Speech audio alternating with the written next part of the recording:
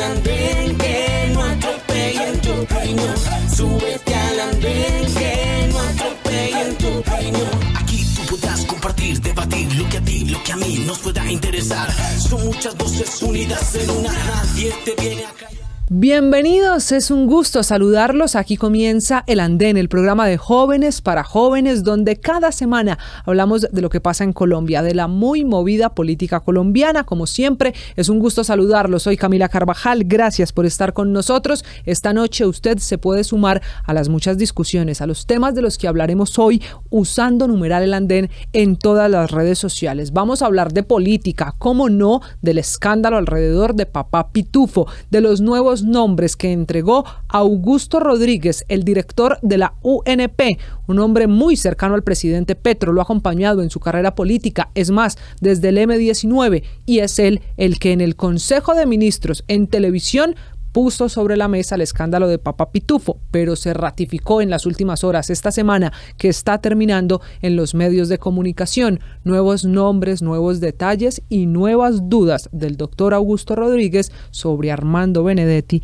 el jefe de gabinete, el hombre que está mandando en la Casa de Nariño. Bueno, el hombre que está a mano derecha del presidente, que empezó a trabajar esta semana, tuvo la primera reunión con las bancadas, lo hizo primero con liberales, conservadores y de la U, luego con el pacto histórico, buscando sacar adelante las reformas. Eso es innegable. Armando Benedetti puede ser de los políticos más hábiles en el país para lograr el objetivo, manejar en el Congreso las reformas del presidente Gustavo Petro. Pero el escándalo también nos puso a hablar de quienes tocaron la puerta para pedir puestos en la DIAN. De eso vamos a hablar esta noche. Si pedirle puestos al entonces director de la DIAN, hoy ministro de Comercio, es un delito o no. La Fiscalía cree que no. El entonces director de la DIAN hizo público el listado de al menos 38 parlamentarios de todos los partidos políticos, hasta los de oposición, dice él, pidiendo puestos, ascensos o haciendo recomendaciones en la DIAN. Pero esta también fue la semana de la gran decisión del presidente Gustavo Petro en el Ministerio de Defensa. Una semana en la que el general Pedro Sánchez decidió pedir la baja, pedir el retiro, en la práctica, quitarse el uniforme de militar, ponerse el de militar retirado o civil y ser ministro de Defensa. El escogido es Pedro Sánchez, un general muy recordado recientemente en la historia del país porque fue el hombre al frente de una historia que conoció el mundo, la de los hermanitos Mucutuy, esos niños que fueron rescatados en la selva colombiana después de muchos días de estar a la deriva después del accidente aéreo en el que viajaban en una avioneta con su mamá. Ese general, el de la Operación Esperanza, había sido nombrado hace un mes como el jefe de seguridad de la Presidencia de la República. Ahora es ministro de Defensa. Con esta decisión se acabaron 3 décadas. El presidente Petro rompió 34 años de tradición, de ejercicio de subordinación de los militares a un civil que era el que daba las órdenes, que era el ministro de Defensa. Pues fue un presidente de izquierda, miren ustedes la paradoja que pocos entienden en la política colombiana, el que decidió hacer el cambio y nombró a un general para que vuelva a estar en el Ministerio de Defensa. Esto no pasaba desde 1991, cuando se hizo el cambio por civiles en el Ministerio de Defensa. El general Sánchez, que es además mayor general, ascendió apenas en diciembre pasado, lleva pocos meses en ese que es la mitad del escalafón de generales en Colombia. Se puede ser en Colombia general pleno, mayor general, que es donde está precisamente el general Sánchez, o brigadier general. El general Sánchez, que ya pidió la baja y que será cuestión de trámite para que se convierta en ministro de Defensa. Esto ha generado todo tipo de reacciones mientras el presidente Gustavo Petro sigue armando su gabinete. Definitivamente hay nueva ministra de Cultura, se queda en el cargo Yanay Cadamani. Es la mujer escogida para reemplazar al doctor Correa y se sigue rearmando el gabinete con todos los que se fueron por la crisis desatada producto del Consejo de Ministros. La semana también de problemas en el Partido Verde. Oficialmente hay un sector que pidió partir cobijas, alejarse del partido porque consideran que los verdes cada vez van hacia más abajo, así lo dijo Catherine Miranda, hacia abajo por apoyar al presidente de la República, al presidente Gustavo Petro. Pero también les vamos a hablar de lo que pasó en Argentina, que dura la semana para Javier Milei, el presidente argentino que se puso a trinar apoyando una criptomoneda llamada Libra y terminó siendo una estafa. Está metido en un verdadero problema económico y político producto de la criptomoneda de la que también hablaremos. Ya les vamos a contar qué pasó con la reforma a la salud, qué pasó en el Congreso y, muy importante, ¿qué es lo que está pasando en el ICETEX? En segundos ya voy a saludar a una líder de estudiantes y movimientos estudiantiles porque de un día para otro el ICETEX le anunció a quienes deben un crédito con esa institución que se acaba el subsidio, el beneficio de disminución de las tasas de interés, que vuelve a la tarifa plena porque hay un problema de caja en el gobierno. Imagínese el dolor de cabeza para las familias de esos muchachos. 156,000 usuarios afectados con la decisión del ICETEX. Una pausa. En segundos hablamos de lo que está pasando en el ICETEX. Súbete al andén que no atropellen tu opinión. Súbete al andén que no atropellen tu opinión. Aquí tú podrás compartir, debatir lo que a ti, lo que a mí nos pueda interesar. Son muchas voces unidas en una. Nadie te viene a callar. Continuamos, gracias por estar con nosotros. Terminando esta semana, desafortunadamente tenemos que hablar de una decisión que tomó el gobierno. Es una carta que tiene 4 párrafos, que llegó a muchos, mejor dicho, a todos aquellos colombianos que tienen un crédito con el ICETEX. Fue una desagradable sorpresa para jóvenes en Colombia a los que el ICETEX, que es ese instituto que le ha permitido estudiar a tantos colombianos, notificaba a la gente de la ayuda financiera, de la tasa, el subsidio, el apoyo que el gobierno le estaba pagando a la tasa de interés del crédito de los muchachos, de esos que estudiamos con el ICETEX. Pues bien, dice la carta que hay un problema financiero y fiscal en Colombia y que el apoyo a ese porcentaje de la tasa que venía pagando el gobierno se acabó, que los estudiantes ahora tendrán que pagar una tasa completa en sus créditos. ¿Eso qué significa en la práctica? Pues que hay muchos colombianos, muchos jóvenes que están pagando el crédito con el ICETEX que tendrán que aumentar el pago mensual. La cuota va a valer más. Hay casos de muchos que tienen, por ejemplo, un aumento de 50, 70, 80 mil pesos al mes, pero hay otros en los que incluso el valor se duplica. Y es una situación, de nuevo, con los jóvenes, con quienes fueron electores del presidente Gustavo Petro, que los ha puesto a hablar del futuro del ICETEX. Para eso es un gusto saludar a Juliet Rincón. Es la presidenta de FENARES, es la Federación Nacional de Representantes Estudiantiles y, como pocas, de las mujeres que más entienden en Colombia lo que pasa en educación y, cómo no, en el ICETEX. Por eso, Juliet, bienvenida. Gracias por estar con nosotros. Gracias por atendernos. Camila, buenos días. Muchas gracias por invitarme. Desafortunadamente en estas circunstancias, pero es importante que el país se entere realmente qué está sucediendo. Juliet, estamos viendo también aquí en pantalla, esta es la carta, esta es la imagen que le llegó a los jóvenes, muchos de esos que usted conoce y además representa. ¿Qué es lo que está pasando en la práctica? ¿Qué significa para quienes tienen una deuda con el ICETEX la decisión que ha notificado la entidad en las últimas horas? Mira, esto, como para que lo puedan entender un poco más los colombianos, es aproximadamente 156,000 usuarios están afectados, usuarios y familias. De estos 156,000, 132,000 tenían subsidio a la tasa full. Esto quiere decir que les va a aumentar 12 puntos efectivo anual.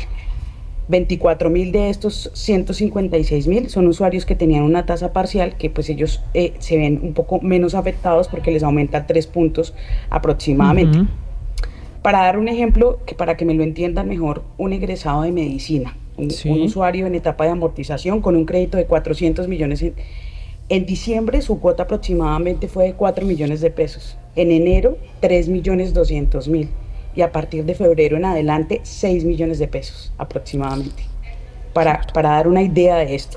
Pero vámonos a un crédito tal vez un poco más cotidiano de unos 50 millones, una carrera de 5 años. En diciembre su cuota fue de 1 millón, en enero de 940.000 y a partir de febrero de 1.200.000 pesos.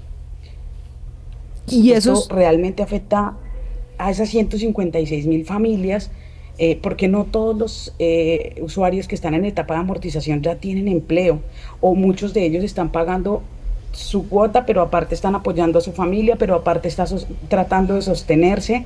Entonces esto afecta, esto es un daño social a esas 156.000 familias y es un desconocimiento de los procesos que tal vez está teniendo este gobierno, porque está desconociendo que previo al 2023 el formato de condiciones de crédito que cada usuario firmó decía que era IPC más cero. Eso quiere decir que están desconociendo esas condiciones de crédito que firmó cada usuario, ese derecho adquirido que ya tenía cada usuario previo al 2023.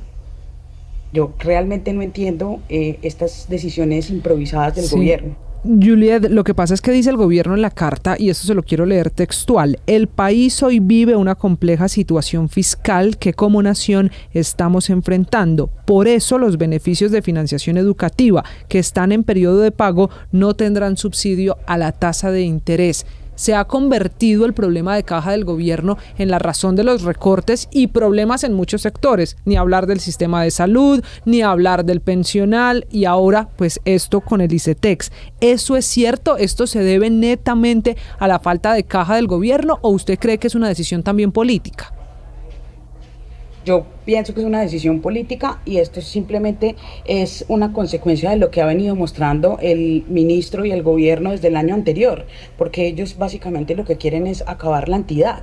Esto simplemente demuestra que cada vez van a querer seguir asfixiando más a nuestra población más vulnerable, porque tengamos en cuenta que estos 156.000 usuarios y sus familias son estrato 1 y 2 y muchos de ellos son sujetos de protección constitucional, es decir, personas en condición de discapacidad, reinsertados, indígenas, entre otros. Entonces yo sí creo que esto es una decisión política, darle la espalda a la población más vulnerable del país que vio en el ICETEX una forma de poder acceder a la educación. Sí, Juliet, ¿desde cuándo son esos incrementos? ¿Esto es inmediato? Los jóvenes han sido notificados, bueno, en esta semana, terminando esta semana, a través del correo electrónico y mensajes de texto. ¿Esto es inmediato? ¿La próxima factura ya llegará con este cobro completo? La factura que llegó de febrero para pagar en marzo. Sí. O sea, desde febrero. Desde febrero es el cobro. Es inmediato y ¿sabes qué es lo más preocupante? Que este subsidio llevaba más de 20 años. O sea, esto no es de este gobierno. Este subsidio llevaba más de 20 años y de la nada, en una decisión política, considero yo, porque están dejando pues, a los jóvenes, son los que están pagando los platos rotos de esas malas decisiones improvisadas que hoy está teniendo el gobierno y el ministro. Juliet, dice además el gobierno del presidente Gustavo Petro que la educación era su bandera, lo dijo en campaña, prometió en campaña aliviar estas deudas que tienen los jóvenes. Usted nos dice 156.000 usuarios con el ICETEX. Hoy se sienten engañados. ¿Por qué cambió tanto la promesa de campaña con lo que hoy pasa con el ICETEX? Mira, nosotros desde FENARES hemos elevado un mensaje desde hace unos meses y es como que los estudiantes de universidades privadas estamos siendo desconocidos y los egresados de las universidades privadas estamos siendo desconocidos por el gobierno. Entonces, básicamente creo que el gobierno, pues, el presidente de cierta manera engañó a los jóvenes y a sus familias porque jugó con un dolor que tienen muchos, que es su deuda con el ICETEX, y aún así simplemente con una carta de la nada van a decirles qué pena, pero ya no hay subsidio, pero tampoco les han salido a decir, oiga, qué pena, pero es que tampoco les vamos a cumplir, que les vamos a condonar. Yo no sé si es un mal asesoramiento pues que tenga hoy el gobierno respecto al tema de ICETEX, pero esto es realmente esto es un abuso a los jóvenes y a sus familias. Juliet, ¿usted se atreve a mirar hacia adelante cuál va a ser la consecuencia de esto en el sistema educativo, en las universidades de nuestro país? ¿Qué puede pasar ante esta decisión de ya no subsidiar más la tasa de interés de los créditos del ICETEX? Mira, yo creo que esto va más allá no solo con los subsidios, sino con el daño tan grande que le están haciendo hoy a los jóvenes que acabaron de salir de 11. No sé si recuerdas que de los 62.000 créditos que se tenían previstos para el 2025, solamente se van a ofertar 10.000. Eso quiere decir que este gobierno va a pasar a la historia como el gobierno que dejó 50.000 jóvenes por fuera del sistema educativo, porque son 50.000 jóvenes que se presentan a la pública y no pueden pasar, incluso son muchísimos más, miles de más jóvenes que no pueden pasar a la pública porque no tienen las herramientas y competencias necesarias para poder pasar los exámenes de admisión. Esto, sumado a lo que están haciendo ahorita con el retiro del subsidio, simplemente es un castigo a la población más vulnerable. Y adelantándome, simplemente creo que no vamos a tener mucha movilización social de la población vulnerable que pueda salir adelante y que pueda sacar adelante a sus familias. Lo más preocupante acá es que el gobierno los incumplió una promesa, y es la gente, cada persona que firmó un crédito para acceder a un crédito creyó en el Estado, y hoy el Estado le está dando la espalda. Y ese es el problema. En las universidades, además, Juliet, dicen los rectores, los directivos, que tampoco está llegando la plata a tiempo para garantizar los cupos de muchos de los muchachos que entraron a estudiar con programas que ya no están. Generación E, por ejemplo, solo por mencionar algunos de gobiernos anteriores. ¿Esto va a aumentar la deserción en Colombia?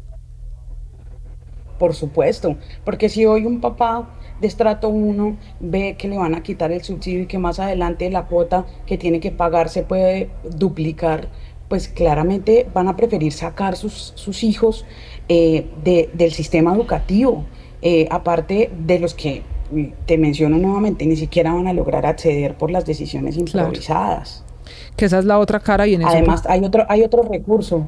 Camila, sí, señora. Perdóname que te interrumpa, hay otro recurso, hay otro tema que no solamente es girarle la plata de matrículas a las universidades, sino también los subsidios de sostenimiento que se han venido demorando mucho en girarlo, y pues son chicos que no tienen con qué sostenerse mientras están en el periodo de clases, y ellos cuentan con ese recurso para poder adelantar sus estudios. Entonces esto va a aumentar también la deserción. Sí, Juliet, visto por regiones, ¿este es un problema nacional o hay unas zonas del país más afectadas por la decisión de las últimas horas del ICETEX con el porcentaje de intereses en los créditos?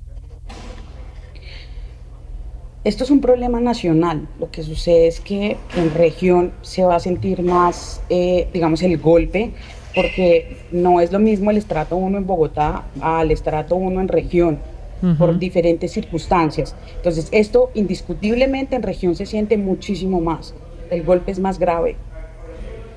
¿Qué van a hacer los estudiantes? Usted representa a muchas de esas asociaciones, conoce muy bien el movimiento estudiantil en nuestro país. Conocida la carta, ya les llegó, es una decisión tomada y notificada por el ICETEX. Muchos se verán en el problema de cancelar si es que se logra recoger la plata para pagar estas cuotas.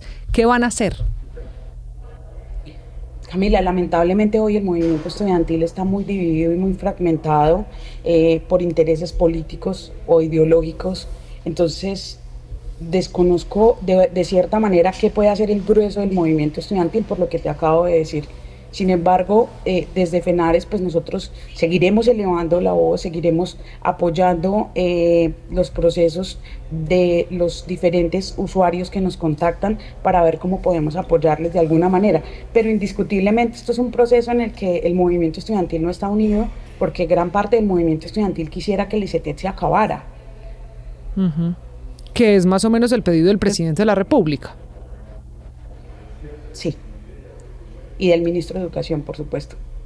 Claro, es que el ministro comparte esa mirada. Déjeme hacerle, Juliet, por favor, una pregunta final. Dice la carta del ICETEX que entonces los créditos van a quedar ahora pagando una tasa de interés más o menos de entre el 12 y el 17%, y que de todas maneras esto sigue muy lejos de las tasas de interés de un banco, cualquiera que sea al que se acerque un muchacho buscando un crédito para estudiar. ¿Eso es cierto? Así no esté el subsidio a la tasa de interés, ¿sigue siendo mejor estudiar con un crédito del ICETEX que del banco comercial? Pues lo que sucede es que el banco comercial no tiene unas líneas largo plazo como las que tiene el ICETEX. Entonces, indiscutiblemente, pues no hay cómo llevarlo a un punto de comparativo igual, porque hoy, ¿qué banco te presta de que estudies y cuando salgas empieces a pagarlo.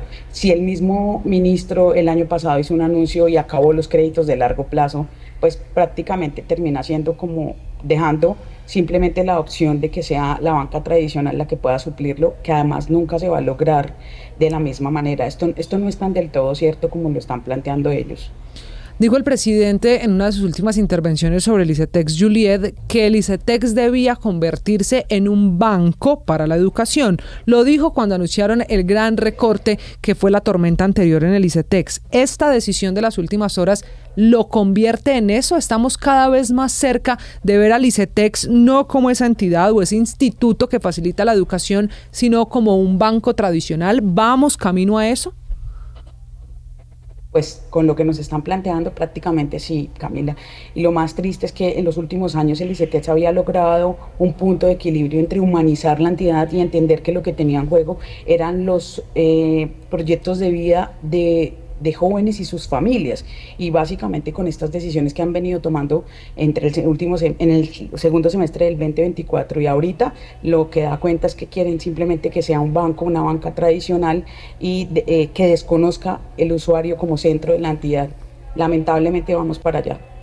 Y lamentablemente el problema a esta hora es para las familias. Usted tiene razón, esos usuarios y sus familias que tienen los créditos con el ICETEX. Escuchan ustedes a Juliet Rincón, la presidenta de FENARES, la Federación Nacional de Representantes Estudiantiles. Pues Juliet, gracias. De nuevo, lamentando que sean estas circunstancias, y quedamos atentos a qué hace el movimiento estudiantil y qué pasa con los jóvenes, con tantos muchachos que hoy le deben al ICETEX. Ha sido muy amable por estar con nosotros. Muchas gracias. Gracias, Camila, por elevar este tema a la opinión pública. Y será una discusión que apenas está comenzando. Es cierto, afecta a todo el país, afecta a todas las regiones y afecta a todos los que tienen un crédito con el ICETEX. Eso sí, cada vez menos créditos nuevos, por la explicación que ustedes también acaban de escuchar. Es que de 62.000 créditos prometidos para el año que está comenzando, solo al final fueron 10.000. Eso hace que se recorte mucho más la cantidad de personas que puedan acceder a la educación. ¿Qué va a pasar? ¿Qué van a hacer los muchachos? ¿Cómo van a pagar? ¿Y qué va a hacer el ICETEX?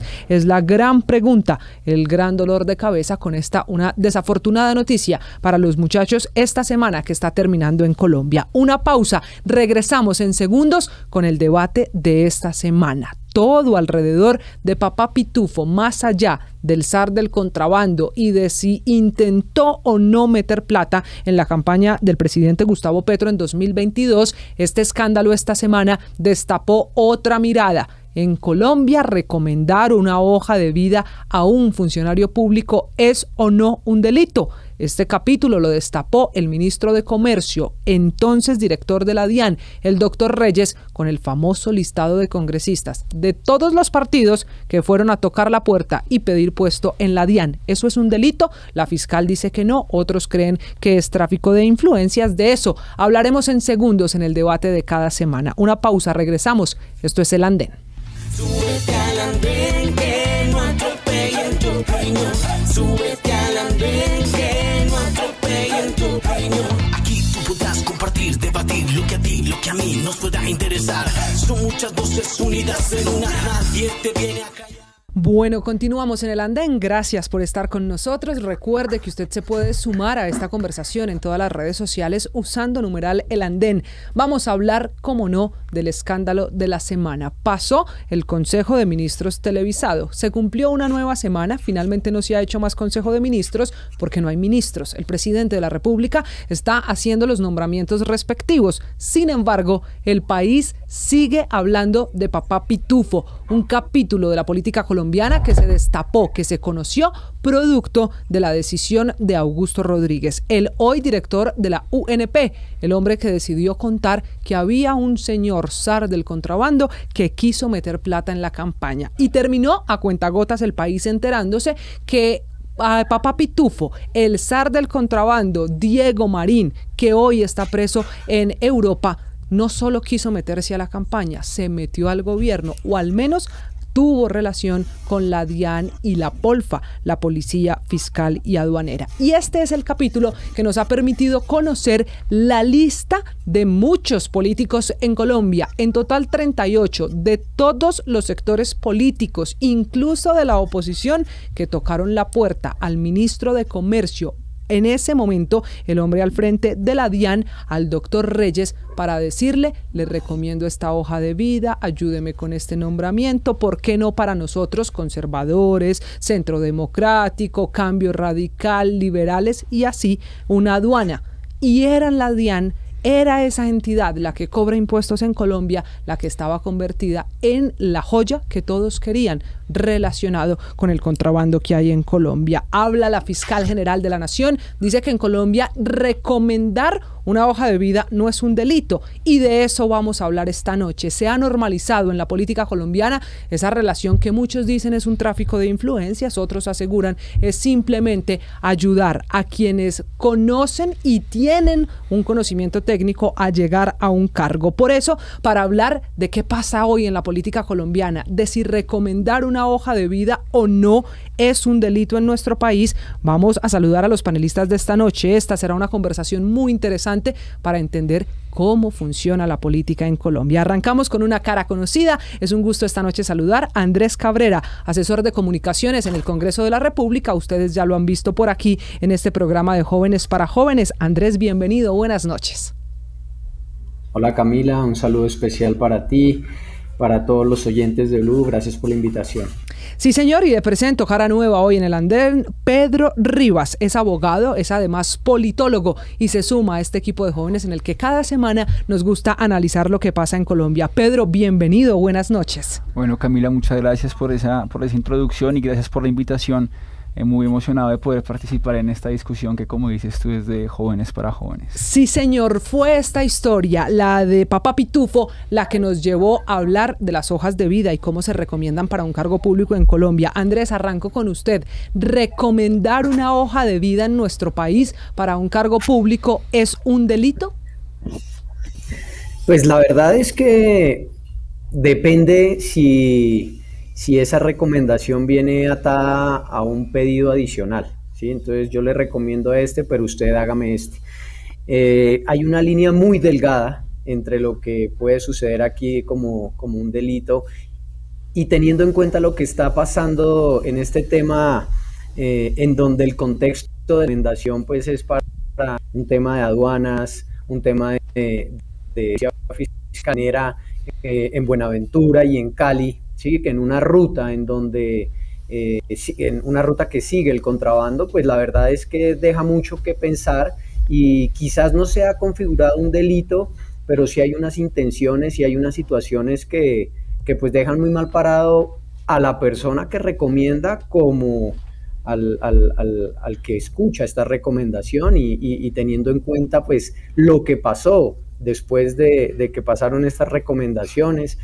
Finalmente pues el alias Papá Pitufo, Diego Marín, pues resultó poniendo personas en cargos muy importantes de la DIAN y de la Policía Fiscal Aduanera, y pues ya hemos visto cómo se viene desarrollando este tema. Sabemos que no es la primera vez que sucede y pues vemos el listado de personas que han recomendado. Yo ayer oía, Camila, al pastor Sade, sí, quien había recomendado a una persona que según él lleva 30 años trabajando en la DIAN, que es amigo de él hace 20 años, comprobada transparencia, decía el pastor Sade, comprobada transparencia y su hoja de vida, pero cuando le preguntaron el nombre de la persona, él no se acordaba de su amigo de 20 años, de cuál era el nombre de él y el apellido. Entonces aquí vemos que realmente es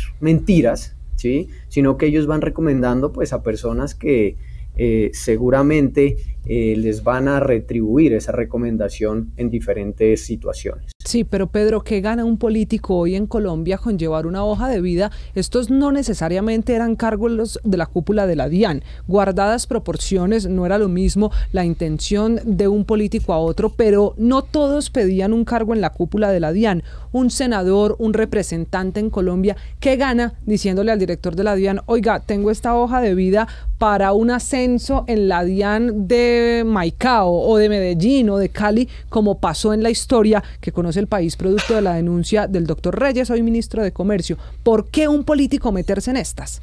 Bueno, Camila, yo creo que tú ahí tocas un tema muy importante, y es que es distinto recomendar a una persona para un puesto que pedirle que lo asciendan, ¿no? Y ahorita que entremos más, un poquito más en el tema del derecho penal, en cuanto a qué es lo que se castiga y qué recomendación, con qué condiciones es que se castiga, podemos hablar un poquito más de eso. Respecto a qué ganan los políticos recomendando personas, así es que se mueven las redes de contactos. Entonces yo pongo una persona en una dirección administrativa, en una entidad del Estado, y entonces esa persona ahora me debe un favor a mí. Ahora, en ese ahora me debe un favor a mí, y yo sacar provecho, sacar un beneficio, como dice el Código Penal, de ese funcionario que yo puse en esa entidad del Estado, ahí es donde posiblemente se podría configurar un delito. Entonces, realmente es colocar fichas estratégicas a lo largo y ancho de las entidades del Estado para, pues, después posiblemente, presuntamente, obtener un beneficio. En este caso lo que podemos ver es que lo que intentó hacer Papa Pitufo, precisamente, pues el zar del contrabando, ¿no? No por nada quería poner un puesto estratégico de la Polfa en el puerto de Buenaventura. Entonces eso ya de por sí nos dice mucho. Entonces, ¿qué buscan los políticos? Pues facilidades clientelistas para que en el futuro se les facilite la vida en esas actividades. Pero eso es un delito. Usted, que además es abogado en esta discusión, Pedro, ¿cree que eso de ir a proponer un ascenso, porque usted dice que es distinto una hoja de vida para un cargo a un ascenso en una entidad en la que ya la persona está trabajando, ambas conductas, ambas opciones son un delito? Bueno, Camila, yo ahí te diría a ti y a todos los oyentes, como buen abogado, que depende. Porque, ¿qué es lo que pasa? El Código Penal establece unos elementos muy detallados y específicos y claros respecto a qué es lo que se considera delito en este caso, que en el caso concreto estaríamos hablando de un tipo penal que se llama tráfico de influencias en servidor público. Y básicamente, ¿qué es ese delito? ¿Y qué establece la ley penal al respecto? Dice que aquel servidor público, es decir, ya sabemos que es un servidor público el que tiene que hacer la recomendación, no cualquier persona. Aquel servidor público que, utilizando una influencia indebida, sí, derivada del ejercicio de su cargo, de la autoridad que le dé su cargo, logre obtener cualquier beneficio de parte de otro servidor público sobre un asunto que él deba conocer, incurrirá en prisión. Entonces, digamos, es un poquito enredado, así es toda la ley penal, pero básicamente es el servidor público que influya sobre otro servidor público para obtener un beneficio, utilizando para influir su autoridad, eso es lo que es un delito. Entonces, ahí nosotros entramos en el detalle de aterrizar un poco el tema del tipo penal a la realidad de entonces cuándo se configura un delito. Entonces, lo primero que hay que decir es que sí o sí tiene que ser un servidor público el que lo recomienda. Es decir, por ejemplo, un congresista, en este caso un congresista, de un servidor público a otro servidor público. Un congresista al director de la DIAN. Ambos son servidores públicos. Ambos son servidores públicos. ¿Por qué? Porque es que un servidor público recomienda una hoja de vida en una entidad, no es como si yo le digo a mi tío que contrate a mi amigo en su empresa. Porque es que los servidores públicos, por su calidad de autoridad, están sometidos a una responsabilidad adicional que merece su cargo. Y entonces por eso es un delito que solo se configura de un servidor público a otro servidor público. Pero Andrés, ¿no ha funcionado siempre la política colombiana así? ¿No debería el país sorprenderse con que siempre ha funcionado de un político recomendándole a otro político alguna hoja de vida? Es más, se tienen hasta cuotas en los ministerios dependiendo del partido político. ¿Por qué el escándalo esta vez si la política colombiana parece que funciona así siempre? Pues, Cami, desafortunadamente sí, eso es cierto, así ha funcionado siempre, cosa pues que está mal.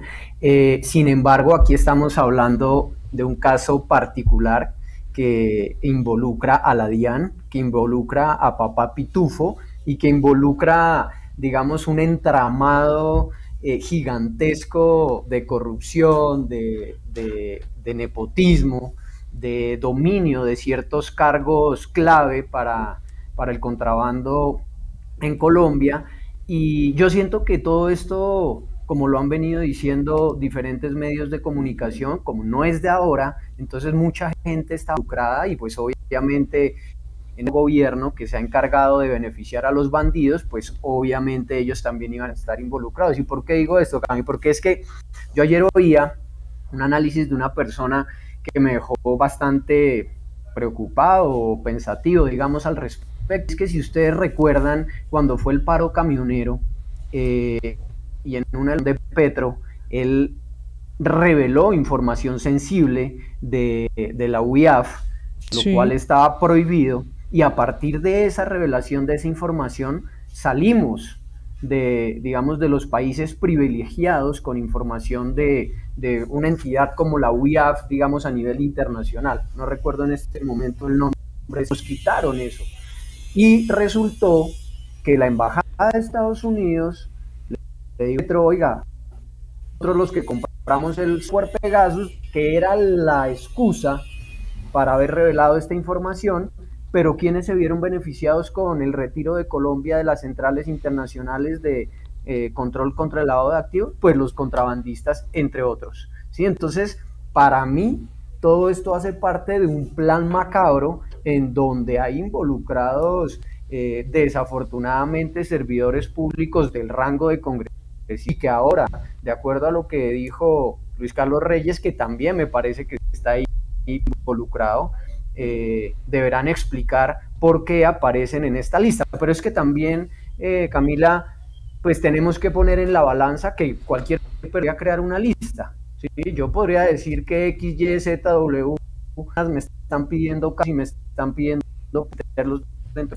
Entonces acá lo que vamos a tener que esperar y revisar es por qué estas personas que están dentro de esta lista estaban haciendo esas recomendaciones, y particularmente a cargos de importancia, digamos, media en la DIAN, pero que tienen mucha relevancia en el proceso del contrabando que tienen pues estas mafias aquí en... Bueno, Andrés, tú has dicho una cosa muy importante, y es que esto siempre ha pasado en la política colombiana, y yo siento que acá hay dos aspectos claves en el debate. El primero es lo que merece un reproche moral desde el punto de vista de la moral pública, y segundo, lo que merece un reproche jurídico penal, es decir, lo que es un delito y lo que debe ser castigado por cárcel. Nosotros podemos estar de acuerdo en que la política colombiana en los últimos años nunca ha sido particularmente ética, nunca ha sido particularmente transparente, pero sí debemos escandalizarnos cuando pasa la raya de lo penal, porque ahí es cuando debe entrar a actuar la justicia. Y entonces, en los ejemplos que ustedes estaban dando, a mí me parece clave hacer una diferenciación entre los servidores públicos de libre nombramiento y remoción y los servidores públicos de carrera, porque es que si una persona, el presidente, cuando pone un ministro del Partido Conservador, del Partido Liberal, de Alianza Verde, porque así lo determinó en sus alianzas políticas cuando unió fuerzas políticas para su campaña, eso lo podemos criticar desde el punto de vista de la moral pública, pero no es un delito, porque al final es un puesto de libre nombramiento y remoción, es una facultad que se le otorga al presidente de nombrar a quien quiera, porque este presidente, Pedro, ha nombrado a más de 240.000 cargos. Esa facultad la conoce muy bien. Y en la DIAN más de 10.000. Esa facultad el presidente la conoce muy bien. Pero ¿qué es lo que sucede? Aquí lo que sucede es cuando digamos que hay clientelismo para el nombramiento de cargos dentro de la carrera pública, ¿sí? Cargos que se supone que son por méritos. Entonces acá es donde ya uno empieza a rayar en lo penal, porque es distinto que uno nombre a una persona que la ley le da la facultad de nombrar a quien quiera, obviamente bajo unos criterios que no están así, y muy distinto nombrar a una persona que está en una carrera. en carrera pública para esos puestos de asesores. Hecha esa claridad, Pedro, decía hace un momento además Andrés que en el caso de la DIAN es particularmente sensible el asunto por lo que el país ha venido conociendo alrededor de Papá Pitufo, un señor que parece ser esa mano negra que lo controlaba todo en la DIAN, no en este gobierno, en muchos gobiernos anteriores, porque por algo su alias del zar del contrabando. Dicho eso y dejando eso claro, entendiendo además que la DIAN era un fortín y el país lo ha venido conociendo así, ¿por qué cree usted que la fiscal Luz Adriana Camargo, que no precisamente es de derecha, ni uribista, ni oposición al gobierno, sale a decir que recomendar una hoja de vida no es un delito en Colombia? Si es tan sensible como dice Andrés el asunto en la DIAN, ¿por qué pareciera normalizarlo la señora fiscal? Bueno, Camila, esa pregunta que me haces es clave y realmente a mí me sorprendieron mucho las declaraciones de la fiscal Luz Adriana Camargo, no solamente desde el sentido político, sino desde el sentido jurídico, porque además, si recordamos bien lo que ella dijo, después de decir que no necesariamente recomendar una hoja de vida es un delito, ella dice, lo que sería delictivo es tener una red dentro de una entidad. Sí. Claro, ella la lleva a unas proporciones muchísimo mayores, pero eso no es cierto. Y acá tengo que diferir con la fiscal, con un criterio jurídico digamos, muy claro, y es que no hay que tener una red dentro de la entidad para que eso constituya delito. Si usted es un servidor público y recomienda a un amigo conocido para una entidad pública, para sacar un beneficio de ese nombramiento, es un delito, punto. Se llama tráfico de influencias en servidor público. Pero Andrés, no solo lo hizo. La respuesta, Camila, también de la fiscal va muy atado porque es que el que hacía la denuncia es de la misma tolda política. Recordemos que la fiscal fue tornada por Petro. El que habló de toda esta situación en una emisora fue Luis Carlos Reyes, ¿sí? Persona puesta por Petro. Y estaban hablando particularmente de Roy Barreras, gran amigo. Ah, bueno, que está en la lista, ¿sí?, del exdirector de la DIAN.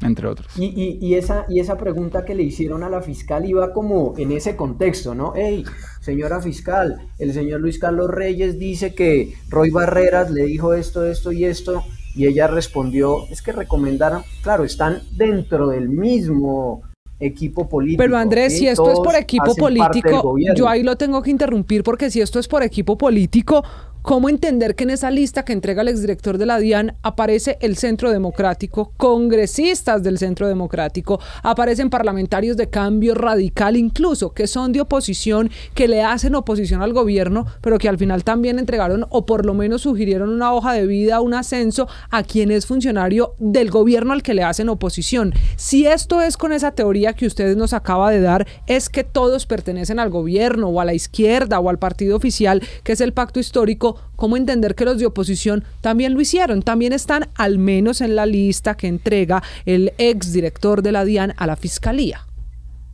No, es que la lista se develó después de que la fiscal respondió. Sí, un día después. Digamos que la cronología fue, Luis Carlos Reyes habla en una emisora, habla de Roy Barreras particularmente, y luego la de lista. Otras personas que no quiso nombrar, luego le preguntan a la fiscal si recomendar es un delito, ella dice no, recomendar no es un delito, luego sale la otra lista, ¿sí? Ahí ya aparecen los otros nombres y ahí va también mi respuesta, o sea, es decir, no es solo el partido político hablando de este contexto, ¿sí? O sea, hablando particularmente de lo que respondió la fiscal, sí. Ahí solo estaban hablando de ese pedazo político de izquierda, luego sale la lista y ahí ya aparecen personas que dicen ser oposición, pero hacer una oposición falsa, y ese también es una situación que los colombianos debemos ver. O sea, pero si lo interpreto bien, usted lo que quiere decir es que si hoy se le volviese a hacer la misma pregunta a la fiscal, entendiendo que ya la lista es larga y no solo es el embajador Roy Barreras, ¿cambiaría la respuesta? ¿Es su teoría? Yo sí creo, para mí la fiscal se aceleró y estoy de acuerdo con Pedro en que ella tenía que haber dado una respuesta más de fiscal. Digamos que yo no estoy en el ámbito legal, no es mi expertise, pero si a mí me preguntan por eso, mi respuesta hubiese sido, vamos a investigar los hechos de los que estamos hablando, revisaremos cuáles fueron las situaciones particulares y determinaremos si existe o no un delito, ¿sí? Pero yo como fiscal no voy a decir, no, es que eso no es un delito sin haber realizado una debida investigación y una acción pertinente con respecto a ello. Claro. Pedro, ¿usted tiene alguna explicación para entender que la oposición también esté en esta lista de sugerencias de nombres, ascensos y cargos en la DIAN? Pues Camila, la verdad es una pregunta que, o sea, como a todos nos sorprendió la lista de nombres y ver la diversidad de orillas políticas. Esa sí era un acuerdo nacional. El circo.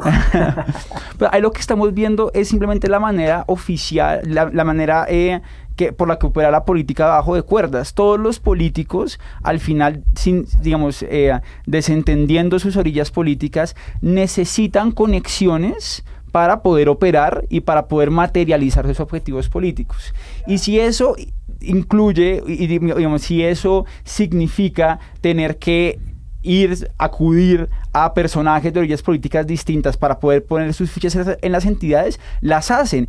Y no podemos ser tan ingenuos de pensar que este es el momento cero de ese acuerdo político, de políticos con políticos para poner a su gente. Este no es el momento cero. Probablemente el congresista que pidió que ascendieran a una persona, a un allegado suyo, es porque ya le debían un favor político. Yo no estoy diciendo necesariamente Reyes, pero otros funcionarios de la DIAN. Es porque si un congresista pide un favor de esos es porque ya le deben un favor previamente a él. Entonces esto no es un momento cero. Esto es un momento que hay que echar para atrás y entender que probablemente a muchos de estos congresistas ya les debían favores y por eso se sentían en la capacidad de pedirlo. Claro. Vamos a... No, y hemos visto, Camila, que todos los partidos, sin excepción, de una u otra manera tienen cuotas burocráticas con el gobierno de turno, y lo que a mí sí me llama muchísimo la atención es la hipocresía que tienen estos politiqueros, que ante las cámaras y ante el país son unos, pero bajo cuerda y a escondidas son otros. Este escándalo que está creciendo y que cada vez el país a cuentagotas va sumando como una pieza más del rompecabezas. Cada episodio, cada capítulo permite armar el rompecabezas de Papá Pitufo y esto parece que apenas está comenzando. Andrés, para finalizar, ¿usted cree que el hecho de que en esta lista de quienes recomiendan un cargo estén muchos sectores políticos, que es lo que acabamos de analizar, le va a bajar el tono al escándalo de Papá Pitufo? Porque confirma de alguna manera la teoría del presidente que el zar del contrabando no solo intentó entrar a su campaña, sino que hay que investigarlo muchos años atrás. El hecho de que pasen todos los partidos y tenga relación, por lo menos el político, con la DIAN, y al final la DIAN sea el fortín del zar del contrabando, le quita el tono gravísimo a lo que venía denunciando Augusto Rodríguez sobre la campaña. Pues muy seguramente todos los politiqueros, tanto de izquierda como de derecha, intentarán apaciguar el escándalo porque se están viendo involucrados. Otro acuerdo nacional. Pero la realidad... Ahí sí hubo acuerdo nacional. Pero la realidad es otra. El escándalo es gigantesco y está de parte de nosotros, los líderes de opinión, de los medios de comunicación, que no se deje enfriar esta situación. A mí me parece muy bueno que se haya hecho tanta bulla y que estén saliendo tantas cosas a la luz pública, porque es que no podemos permitir como colombianos que entonces porque son de izquierda no lo pueden hacer, pero porque son de derecha entonces sí lo pueden hacer. No, se requiere que la política sea real política y no una bandola de politiqueros que le mienten a sus electores, que hacen tratos bajo la mesa, que se involucran hasta los tuétanos en actos de corrupción y que cuando son nombrados, entonces todos salen a negar. Es necesario que la Fiscalía, la Corte y los entes judiciales que tienen a cargo las investigaciones de acuerdo a los fueros de los congresistas o los empleados públicos actúen y que de verdad muestren resultados sin sesgo. Tanto Benedetti, Vendrell, Roy Barreras, todos los congresistas que fueron nombrados allí y que hoy han salido a decir que no, pues que los investiguen y que determine la justicia realmente y con celeridad qué fue lo que pasó en esta situación. Claro, Pedro, usted también como abogado, ¿a qué se enfrentan estos parlamentarios que van a ser investigados, por lo menos los que están en esta lista que anticipa el exdirector de la DIAN, hoy ministro de Comercio? ¿Se enfrentan a qué si se hace esa investigación que propone Andrés? Bueno, primero que todo, eso es lo que tiene que entrar a investigar la fiscalía, y por eso me parece tan desafortunadas las declaraciones de la fiscal, porque está diciendo básicamente eso: a mí no me interesa cuando es clara la posible comisión de delitos por parte de estos 38 congresistas. Por lo menos posible, y cuando tú tienes una posible comisión, eso hay que investigarlo sí o sí, para eso sirve la fiscalía. Entonces, en caso de que la fiscalía entre a cumplir su labor investigativa y se demuestre que se cumplieron los elementos de este tipo penal de tráfico de influencias en servidor público, los congresistas estarían enfrentando a una pena de prisión entre 4 y 8 años, que es la modulación de la pena que tiene el Código Penal para este delito en específico. Eso para los que creen que recomendar una hoja de vida es un delito. Muchos dicen que no, que incluso hacía parte de su trabajo como parlamentarios, por ejemplo, acompañar a esos empleados que por mucho tiempo en la DIAN están en cargos de provisionalidad. ¿Qué va a pasar en la DIAN? La pregunta puede ir más allá. ¿Qué va a pasar con Papá Pitufo, el zar del contrabando, que sigue en Portugal y de cuya extradición a Colombia por ahora no hay razón, porque dependemos de si ese país finalmente le da o no el asilo que sus abogados han pedido? Anticipan sus abogados en Colombia, los de Diego Marín, Papá Pitufo, que no tiene por ahora pensado colaborar con la justicia. Andrés, gracias por haber compartido las reflexiones. Gracias a ti, Camila. Buenas noches para todos. Y una última cosa, señor, ojalá Papá Pitufo le pidiera a Estados Unidos un preacuerdo y se fuera para allá y desde allá empezar a cantar, a ver si por fin, de una vez por todas, se le pega un susto a todos estos politiqueros que engañan a los colombianos. Vamos a ver qué termina de pasar. Pedro Rivas también estuvo con nosotros, el abogado politólogo. Pedro, gracias. Que no sea la última, por favor. Lo esperamos aquí en El Andén, en este espacio de Jóvenes para Jóvenes. Gracias, Camila. Yo encantado y ojalá pueda volver. Bueno, la historia de Papá Pitufo y de las hojas de vida. Queda claro que no es lo mismo dos funcionarios públicos recomendando a quién contratar. No es igual que usted en su casa pidiéndole a un familiar que contrate a alguien en la empresa. Eso al menos debería estar claro entre los funcionarios públicos de nuestro país. A quienes nos han acompañado, gracias. La discusión continúa. Como siempre, como cada semana, nos seguimos leyendo en redes sociales usando numeral El Andén. Nos vemos, nos oímos la próxima semana, el próximo fin de semana, con estas particularidades de la política colombiana, con lo que nos sorprenda esta semana en materia política. Chao. Súbete al andén, que no atropellen tu reino. Súbete al andén, que no atropellen tu reino. Aquí tú podrás compartir, debatir lo que a ti, lo que a mí nos pueda interesar. Son muchas voces unidas en una. Nadie te viene a